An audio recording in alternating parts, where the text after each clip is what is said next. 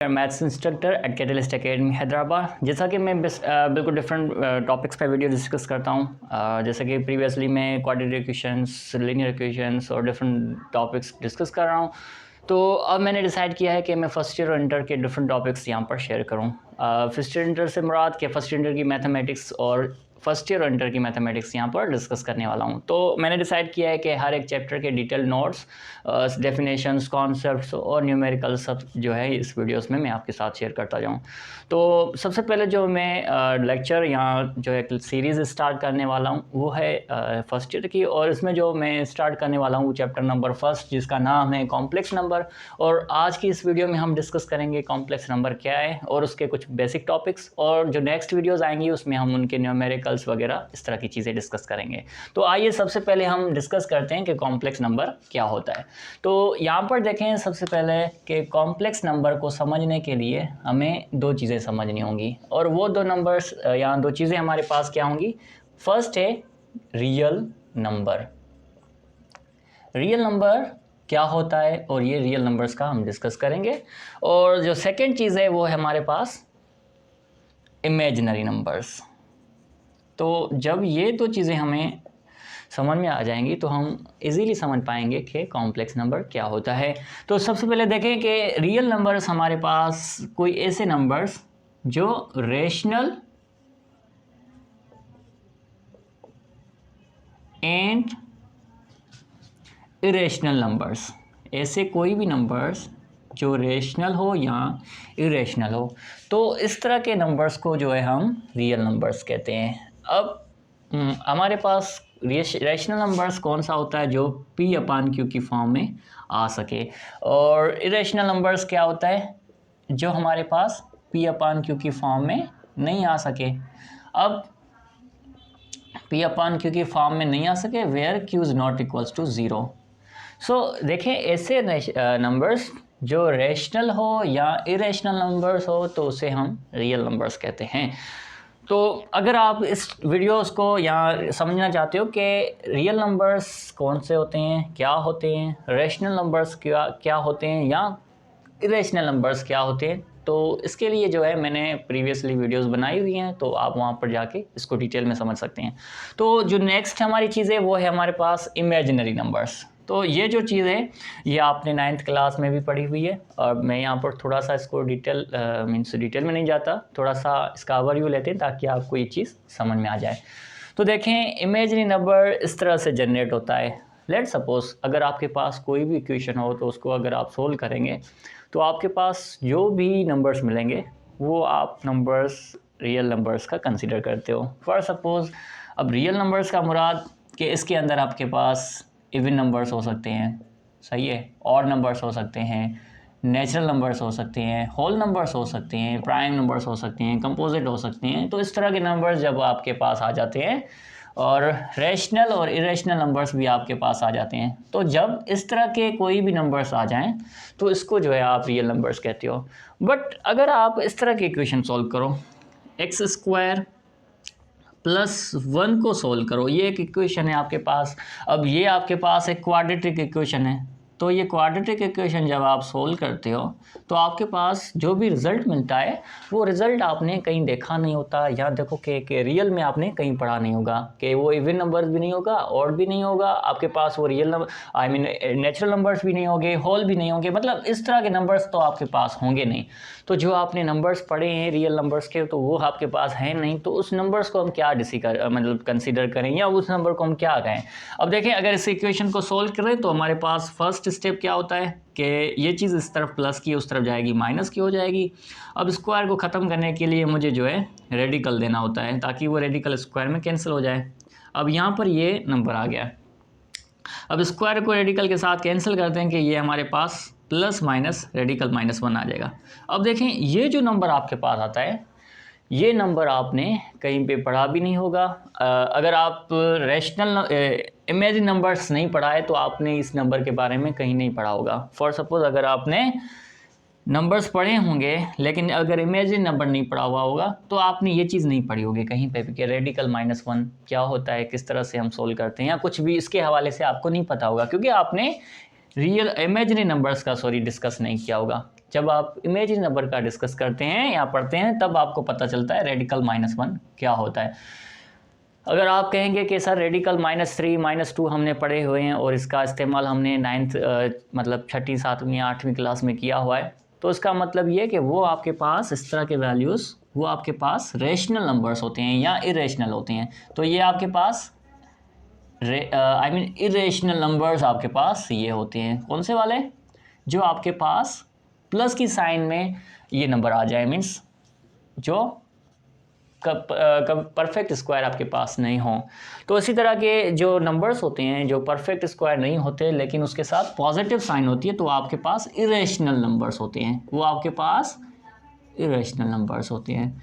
लेकिन जब आपके पास वही सेम नंबर नेगेटिव साइन के साथ आ जाती है, फॉर सपोज आपके पास -3 आ जाए रेडिकल में, या -2 आ जाए रेडिकल में, या आपके पास रेडिकल 5 आ जाए माइनस में, तो इस तरह के जब नंबर्स आते हैं तो ये आपके पास इरेशनल नंबर्स होते हैं। तो देखिए, जब इस तरह की इक्वेशंस आपने सोल्व की तो जो आपके पास नंबर मिला वो आपने कहीं पे भी रियल नंबर में नहीं पढ़ा था। तो जब आपने रियल नंबर में वो नंबर नहीं पढ़ा तो तब आप उस नंबर को जो है आई मीन इमेजिनरी नंबर उसको आप कंसिडर कर रहे हो। तो जब आपके पास इमेजिनरी और रियल नंबर इन दोनों टॉपिक्स के बारे में आप अगर समझ गए हैं तो अब हम डिस्कस करेंगे कॉम्प्लेक्स नंबर क्या होता है। सबसे पहले कॉम्प्लेक्स नंबर समझने से पहले हम एक दो चीज़ें डिस्कस करते हैं।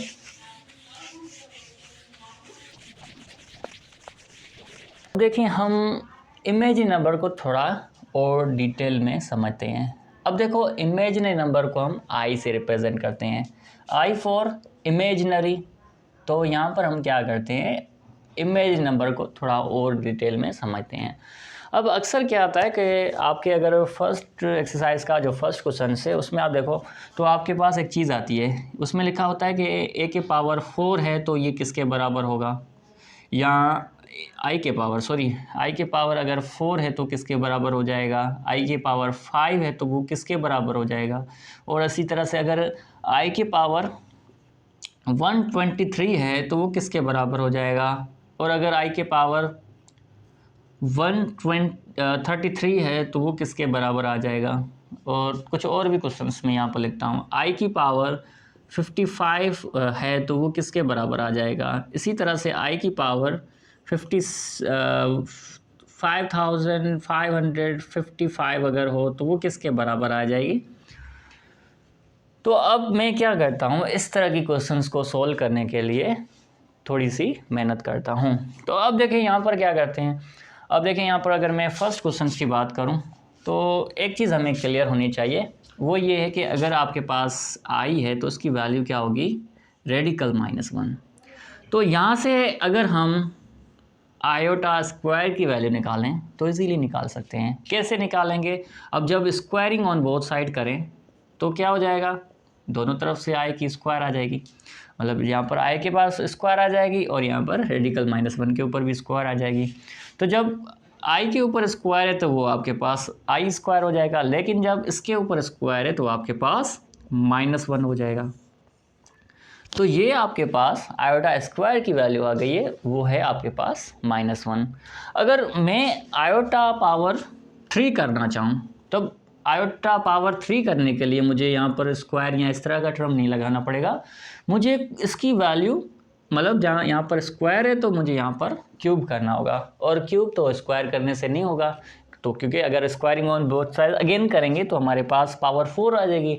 अब क्यूब करने के लिए हमें दोनों तरफ से आई मल्टीप्लाई करना होगा। अगर मैं यहाँ पर आई स्क्वायर के साथ आई मल्टीप्लाई करूँ तो यहाँ पर भी करना होगा, तो यहाँ पर आई मल्टीप्लाई ये -1, तो मैंने क्या किया, दोनों तरफ से आई मल्टीप्लाई कर दिया, तो यहाँ पर आई क्यूब किसके बराबर आ जाएगा, माइनस आयोटा के। तो देखें यहाँ पर आपको एक चीज़ और क्लियर होगी कि आयोटा क्यूब माइनस आयोटा के बराबर होता है। अब तीसरी चीज़ यहाँ पर मैं डिस्कस करना चाह रहा हूँ, वो ये कि अगर आई की पावर 4 हो तो वो किसके बराबर होगा। अब आई की पावर 4 अगर आपको पता करनी है तो आपको पता है कि आई की वैल्यू जो है स्क्वायर अगर हो तो वो -1 के बराबर हो। तो मैं क्या करता हूँ, आई की power square is equals to -1 लिखता हूँ। अब इसके ऊपर अगर स्क्वायर आ जाए और दोनों तरफ से हम स्क्वायर दे दें तो ये आपके पास आई की वैल्यू 4 हो जाएगी और यहाँ पर ये आपके पास प्लस का 1 हो जाएगा। तो इसी तरह से आपको ये बात क्लियर हुई कि अगर आपके पास i की वैल्यू 1 हो, i की पावर 1 हो, i की वैल्यू 2 हो, i की वैल्यू 3 हो या i की वैल्यू 4 हो तो उसके आंसर क्या आएंगे। तो अब देखिए यहाँ पर एक चीज़ आपने नोटिस की होगी कि i की वैल्यू अभी तक जो है ना आपके पास या तो i की वैल्यू -1 आई है या तो आपके पास आयोटा खुद आई है या आपके आयोटा खुद कहाँ आएगी जब आयोटा मतलब हम कंसिडर कर रहे हैं इस खुद ही को, या आपके पास माइनस आयोटा आएगा या +1 आएगा। तो जब भी आपके पास आयोटा की वैल्यू डिफरेंट हो मीन्स आयोटा की पावर डिफरेंट हो, क्योंकि आपके पास कुछ भी आ सकती है, जैसे कि मैंने एग्जांपल दिए हैं 5 दिया हुआ है, 23 दिया हुआ है, 133 दिया हुआ है, आयोटा की पावर 55 दिया हुआ है और आयोटा की पावर 4 टाइम्स 5 दिया हुआ है। तो यहाँ पर इसी तरह से देखें कि अगर आपके पास डिफरेंट पावर हो तो उसे कैसे सोल्व करेंगे। और अब देखें अगर आपके पास और भी नंबर हो, फॉर सपोज मैं यहाँ पर ये जो दिए हैं इसको ही सोल्व करता हूँ। अब यहाँ पर देखें अगर i की पावर 55 है तो इसको कैसे सोल्व करेंगे, टेक्निक से उस टेक्निक को अच्छे से समझना है। अब यहाँ पर देखो अगर कोई भी इवन नंबर हो तो आप क्या करेंगे, उसको पहले इस तरह से लिखेंगे कि वो ऑड हो जाए। आई मीन यहाँ अगर ऑड हो तो उसको इवन कराना होता है। तो ये आपके पास क्या हो जाएगा, ये जो हाईएस्ट पावर है उसको आपने क्या कर देना होगा, इवन करो। अब इवन करने से क्या होगा कि इसको आप 2 से डिवाइड कर सकते हो। अब देखें कैसे, अगर ये आए है तो उसको वैसे ही सीधा रहने दें। अब इसको जो है इस तरह से भी लिख सकते हैं, कैसे, आयोटा की पावर 2 और उसके ऊपर जो है ना आपके पास 2 है, इसका मतलब ये है कि इसके ऊपर पावर आ जाएगी 27, क्योंकि अगर अगेन इसको इसके साथ मल्टीप्लाई करेंगे तो ये आपके पास 54 आ जाएगा। तो अगर आपके पास ये आयोटा की वैल्यू है, मल्टीप्लाई करेंगे और यहाँ पर आयोटा स्क्वायर है, इसका मतलब आपके पास आयोटा स्क्वायर की वैल्यू क्या होती है, -1। तो मैंने क्या किया, आयोटा स्क्वायर की वैल्यू पुट कर दी है। अब 27 आपके पास जो कि ऑलरेडी मौजूद था यहाँ पर।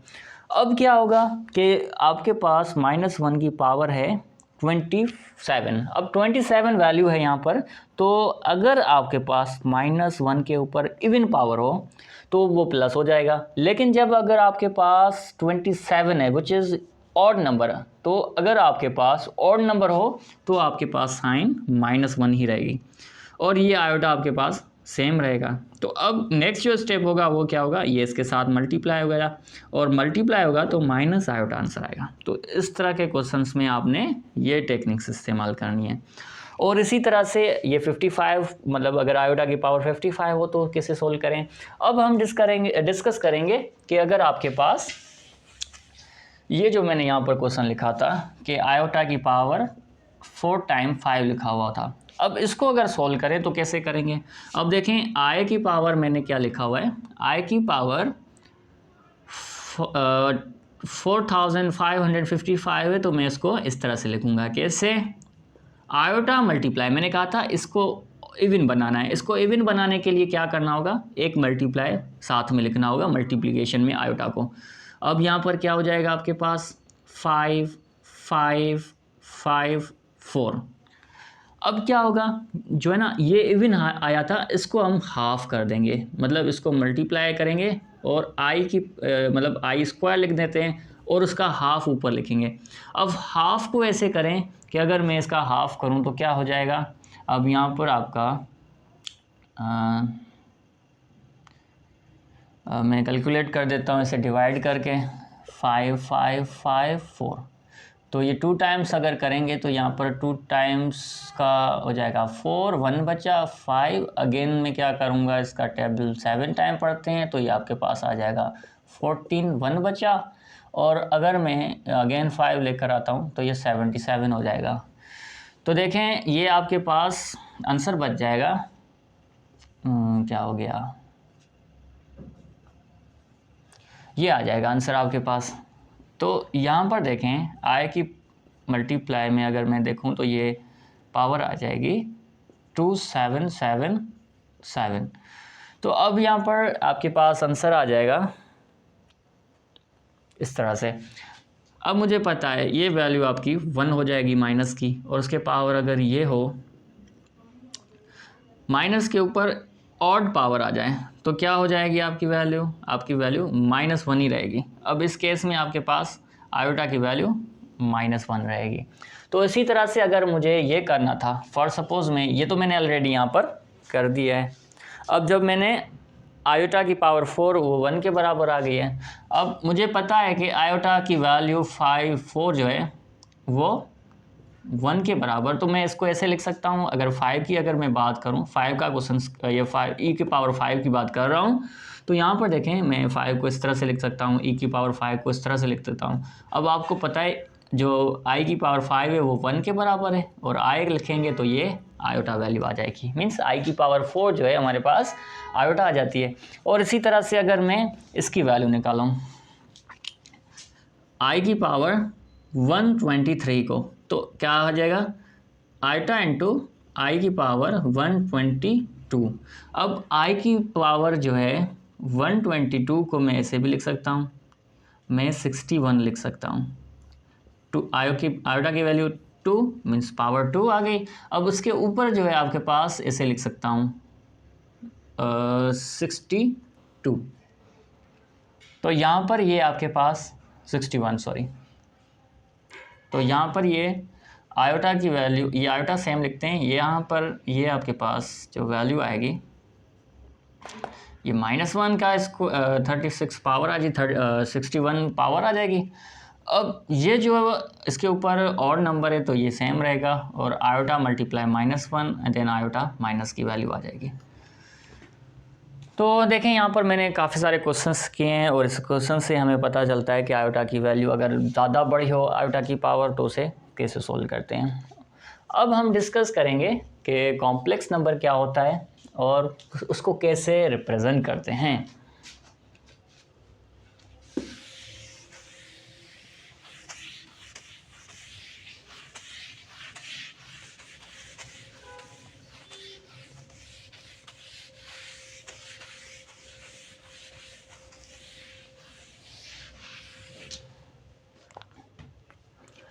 डियर स्टूडेंट्स, अब हम डिस्कस करते हैं कि कॉम्प्लेक्स नंबर को डिफ़ाइन कैसे करेंगे और उसको शो कैसे करेंगे। मीन्स अगर हमारे पास कॉम्प्लेक्स नंबर लिखा हुआ हो तो हम पहचानेंगे कैसे कि ये कॉम्प्लेक्स नंबर है और इसमें ये इमेजिनरी पार्ट है, ये रियल पार्ट है।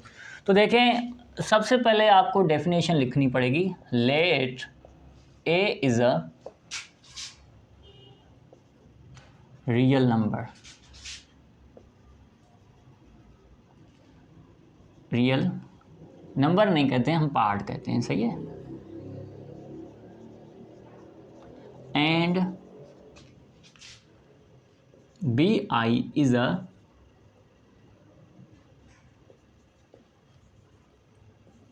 imaginary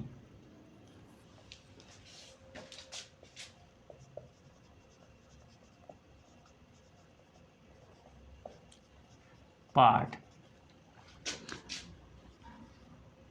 An expression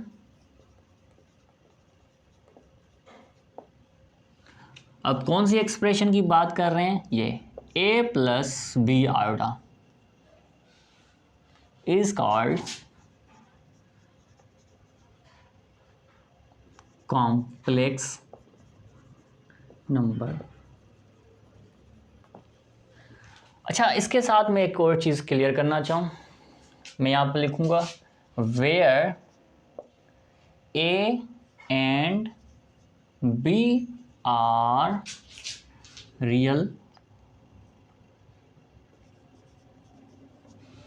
numbers। सही है। सो ये बेसिकली डेफिनेशन हो गई है आपके पास कॉम्प्लेक्स नंबर की। अब कह रहा है कि let a is a real part and b is a imaginary part, then expression जो ये आपके पास है, इस एक्सप्रेशन को हम कॉम्प्लेक्स नंबर कहते हैं। अब ये जो आपके पास एक्सप्रेशन है ये बेसिकली दो डिफरेंट चीज़ों से मिलके बनती है। अब दो डिफरेंट चीज़ें क्या कि इसमें जो ये आपके पास आयोडा है ये बेसिकली रिप्रेजेंट करता है इस तरह के वैल्यू से, किस तरह की वैल्यूज़, -1, रेडिकल -3, इस तरह की वैल्यू से जो है ना कंपोज्ड होता है। तो अब देखें यहाँ पर क्या हम डिस्कस करेंगे, हम डिस्कस करेंगे कि कॉम्प्लेक्स नंबर को रिप्रेजेंट कैसे करते हैं। तो यहाँ पर देखें कि नोटेशन में यहाँ पर लिख दे देता हूँ, notation of complex number. Complex numbers की नोटेशंस मींस कॉम्प्लेक्स नंबर्स को लिखते कैसे हैं। अब देखें कॉम्प्लेक्स नंबर को आमतौर पे जो हम z से रिप्रेजेंट करते हैं, अब ऐसे लिखते हैं कि z equals to a plus b iota. अब ये जो a आपके पास होता है इसको हम रियल पार्ट कहते हैं और इस चीज़ को हम करते हैं इमेजिनरी पार्ट। जिसके अंदर आयोटा आ जाता है, जिस जगह पर यहाँ पर आयोटा होता है तो इसको हम इमेजिनरी पार्ट कहते हैं। अब देखें कि हम जो है ना फ्यूचर्स में देखेंगे कि इमेजिनरी पार्ट्स को अलग करना और इस तरह से। अच्छा, एक और नोटेशन मैं आपको रिप्रेजेंट कराता हूँ, दिखाता हूँ, और वो ये होती है कि अगर आपके पास रियल नंबर हो तो रियल नंबर्स को कुछ इस तरह से रिप्रेजेंट करते हैं। हम क्या करते हैं कि यहाँ पर लिखते हैं z ऑफ रियल नंबर्स, इस तरह से भी लिखते हैं, और इमेजिनरी को हम जो है इस तरह से रिप्रेजेंट करते हैं। कैसे? i ऑफ यहाँ पर ये z ऑफ इस तरह से हम रिप्रेजेंट करते हैं। तो समटाइम्स आपके पास रियल नंबर की बात करेगा और समटाइम्स उसको आपको इस नोटेशन से मेंशन करेगा कि ये चीज़ आपको फाइंड करो या सेपरेट करो या इस तरह की चीज़ें। तो ये आपके पास आ गया कि नोटेशन ऑफ कॉम्प्लेक्स नंबर किस तरह से लिखते हैं। अब जो सेकंड चीज़ है हमारे पास वो ये है कि अगर आपके पास दो तरह की कॉम्प्लेक्स नंबर आएँ तो यहाँ पर सबस्क्रिप्ट से Z1 एक कॉम्प्लेक्स नंबर को कहते हैं और Z2 कॉम्प्लेक्स नंबर को, इसी तरह से Z3 यहाँ कुछ और भी हो सकता है। तो यहाँ पर देखें कि ये आपके पास कॉम्प्लेक्स नंबर की डेफिनेशन हो गई और सेकेंडली हमारे पास नोटेशन ऑफ कॉम्प्लेक्स नंबर हो गया। अब एक चीज़ आपको यहाँ पर डिस्कस करता हूँ या समझाता हूँ, वो ये है कि ये जो आपके पास नोटेशन है इसको हम अलजेब्राइक नोटेशन कहते हैं। अलजेब्राइक नोटेशन का मतलब ये कि हम इसको अलजेब्राइक फॉर्म में लिख रहे हैं, जैसे कि प्लस आ गया, इक्वल आ गया, इस तरह की चीज़ें हो गई।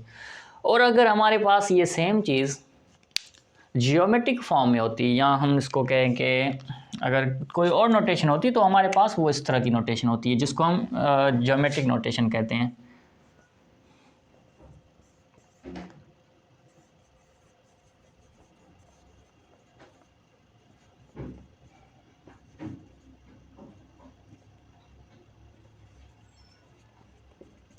अब ज्योमेट्रिक नोटेशन क्या होता है? अब इस तरह की जो नोटेशन होती है इसमें आपके पास कॉम्प्लेक्स नंबर को कुछ ऑर्डर पेयर्ड की फॉर्म में लिखते हैं, a, b की फॉर्म में लिखते हैं।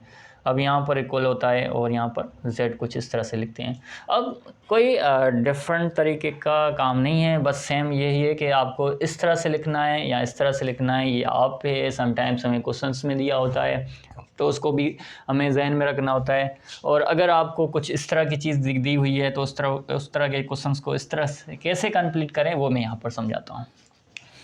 अब देखें, हालांकि ये 9th क्लास की बुक्स में ये सारी चीज़ें लिखी हुई हैं कि इस तरह की फॉर्म को इस तरह की फॉर्म में कैसे लिखें, बट मैं यहाँ पर समझा देता हूँ। अब देखो, फॉर सपोज़ आपके पास एक कॉम्प्लेक्स नंबर है a, b, इसको हम कैसे लिखेंगे? इसको लिखेंगे a प्लस बी आयोटा।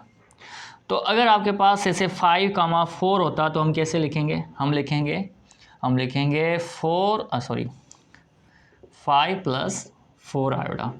और इसी तरह से अगर आपके पास कुछ इस तरह से वैल्यू गिवन होती कि -5 आयोटा प्लस 5, अब इसको हम कैसे लिखेंगे? अब देखें, इसमें यहाँ पर चेंजिंग आएगी। अब ऐसा नहीं है कि फर्स्ट वाला फर्स्ट लिखेंगे, हम डिसाइड करेंगे हमारा इमेजिनरी पार्ट क्या है और रियल पार्ट क्या है। हमारा जो ना जियोमेट्रिक फॉर्म में हमेशा सेकंड वाला इमेजिनरी होता है और फर्स्ट वाला जो हमारे पास रियल पार्ट होता है, जबकि इसमें इस तरह से नहीं होता। इसमें जिसके साथ आयोटा होगा वो हमारे पास इमेजिनरी पार्ट होगा, और जिसके बाद इमेजिनरी ये आई की वैल्यू नहीं होगी वो आपके पास रियल पार्ट होगा। तो इसी तरह से अगर यहाँ पर देखें तो आपके पास ये 5 पहले लिखेंगे और -4 बाद में लिखेंगे। और याद रहे कि ज्योमेट्रिकल तरह की चीज़ों में ये जो ज्योमेट्री वाली नोटेशन है हमारे पास, इसमें हम आए नहीं लिखते। हम कैसे पता चलता है कि ये जो है ना इस तरह की ज्योमेट्रिक फॉर्म में कैसे पता चलता है कि हमारे पास वो रियल है या इमेजिनरी है? तो यहाँ पर फिक्स्ड है, जो लास्ट में होगा मीन सेकेंड जो टर्म होता है या सेकेंड जो कोऑर्डिनेट होता है, इसको हम जो है इमेजिनरी कंसीडर करते हैं, और जो आपके पास फर्स्ट होता है उसको हम रियली कंसीडर करते हैं। तो अब जो है आपके पास ये टॉपिक्स जो थे मेजर इंट्रोडक्शन करने के लिए या कॉम्प्लेक्स नंबर को समझने के लिए, और उसके बाद जो है हमारे पास नोटेशन ऑफ कॉम्प्लेक्स नंबर वो किस तरह से रिप्रेजेंट करते हैं, तो इस तरह की चीज़ें हम इस वीडियो में डिस्कस कर रहे हैं। और भी हम डिस्कस करते हैं जैसे कि कॉन्जुगेट किसे कहते हैं, मॉड्यूलस किसे कहते हैं, और इस तरह की चीज़ें। अब देखें जो नेक्स्ट चीज़ मैं यहाँ पर डिस्कस करने वाला हूँ वो है conjugate of a complex number.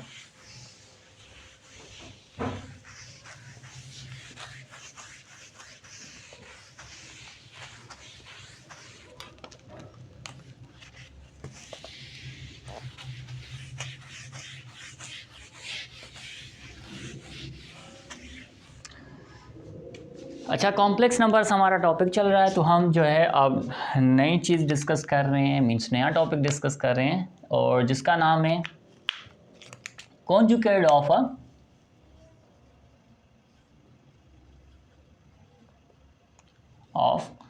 Complex numbers.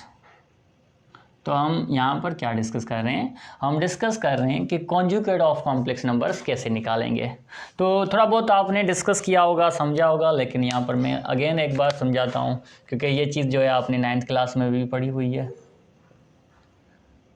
अब देखें, अगर आपके पास कोई भी कॉम्प्लेक्स नंबर कुछ इस तरह से गिवन है कि z = a + b आयोडा, मैं यहाँ पर लिखता हूँ कि लेट, डेफिनेशंस के हिसाब से मैं समझा रहा हूँ, कह रहा हूँ कि फ़र्ज़ करें आपके पास z = a + b आयोडा है, देन द एक्सप्रेशन। अब कह रहा है जो एक्सप्रेशन मैं यहाँ पर मेंशन कर रहा हूँ is the conjugate of complex number. अब यहाँ पर इस कॉम्प्लेक्स नंबर की बात कर रहा है, कौन से कॉम्प्लेक्स नंबर की? इस कॉम्प्लेक्स नंबर की। अब सिंपल डेफिनेशन लिखिए ताकि आपको अच्छे से समझ में आ जाए। अब मैंने लिखा हुआ है कि अगर आपके पास कोई भी कॉम्प्लेक्स नंबर हो तो उसकी इस तरह की एक्सप्रेशन को हम क्या करेंगे, क्या कहेंगे? कॉम्प्लेक्स नंबर का कॉन्जुगेट। तो अब देखें यहाँ पर कुछ एग्जांपल करते हैं ताकि आपको समझ में आए कि कॉम्प्लेक्स नंबर का कॉन्जुगेट क्या होता है या किस तरह से निकालते हैं।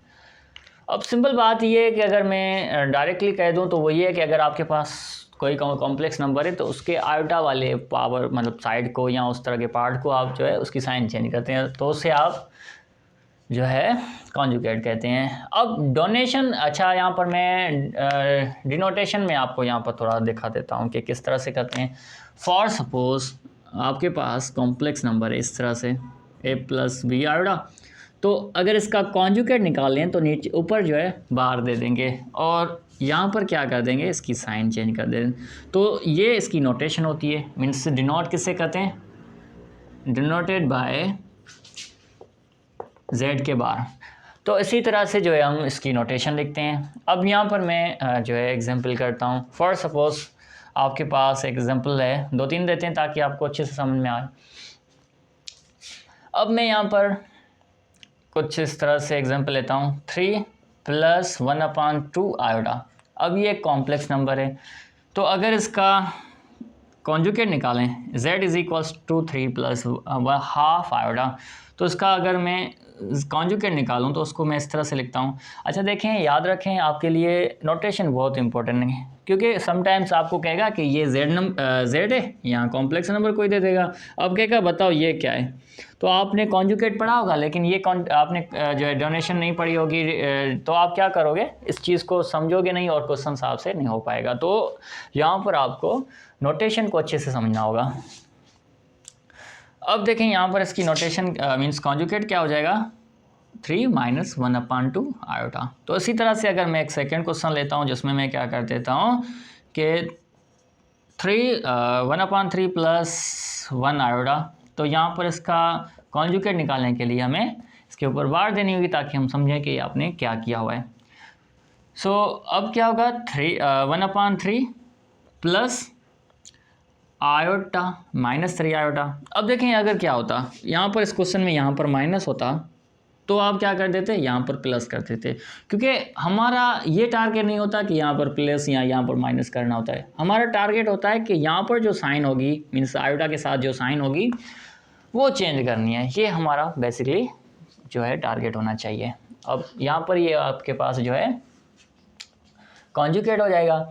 अब कॉन्जुगेट का जो ज्योमेट्रिकल मतलब ये होता है कि अगर आपके पास कोई भी कॉम्प्लेक्स नंबर है, अब कॉम्प्लेक्स नंबर पे ये आपके पास रियल एक्सिस होता है, इसको हम रियल एक्सिस कहते हैं, और यहाँ पर जो है आपके पास इमेजिनरी एक्सिस होता है। जब आपके पास कोई भी कॉम्प्लेक्स नंबर होता है तो वो दो एक्सिस से बनता है, एक आपके पास रियल एक्सिस होता है, एक आपके पास इमेजिनरी एक्सिस होता है।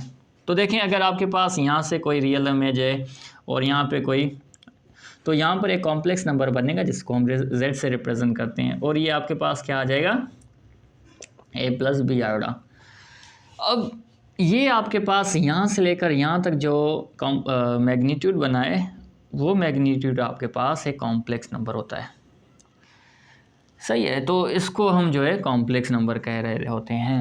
अब अगर मैं कहूँ कि कॉन्जुगेट क्या होता है, तो कॉन्जुगेट बेसिकली इसका अपोजिट मैग्नीट्यूड को कहते हैं। फॉर सपोज इसको यहाँ पर शिफ्ट कर दें तो बेसिकली ये कॉम्प्लेक्स नंबर का कॉन्जुगेट होता है। तो इसी तरह से अगर आपके पास कोई कॉम्प्लेक्स नंबर यहाँ पर होता तो इसका कॉन्जुगेट इस तरह से यहाँ पर जाता।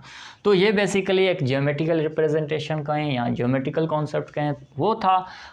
अब हम डिस्कस करेंगे कि मॉड्यूलस क्या होता है। तो अब जो है हमारा नया टॉपिक है या नेक्स्ट टॉपिक है वो है हमारे पास कि मॉड्यूलस, जिसको एब्सोल्यूट वैल्यू कहते हैं, वो क्या होता है।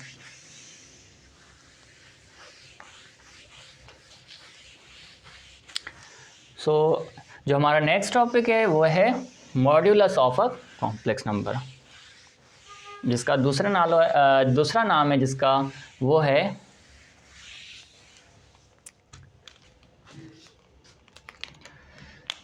नेक्स्ट टॉपिक जो है हमारा वो है मॉड्यूलस, जिसको हम एब्सोल्यूट वैल्यू कह सकते हैं।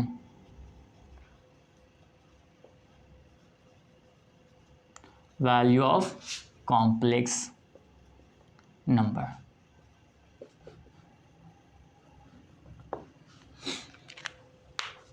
अब देखें कॉम्प्लेक्स नंबर की एब्सोल्यूट वैल्यू किस तरह से निकालते हैं या उसका मॉड कैसे निकालते हैं, तो वो चीज़ हम एक फार्मूला से समझेंगे। अब यहाँ पर लिख देते हैं let x = a + b iota. Then हम यहाँ पर इस तरह से रिप्रेजेंट करते हैं = a² - b²। ये आपके पास यहाँ पर प्लस आएगा, इस मोड ऑफ कॉम्प्लेक्स नंबर।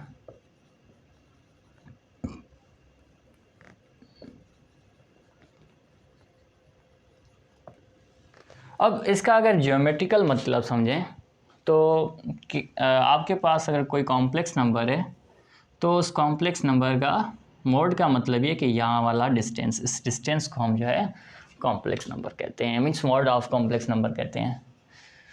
तो अब यहाँ पर हम डिस्कस करेंगे कि किस तरह से मोड निकालते हैं किसी भी कॉम्प्लेक्स नंबर की।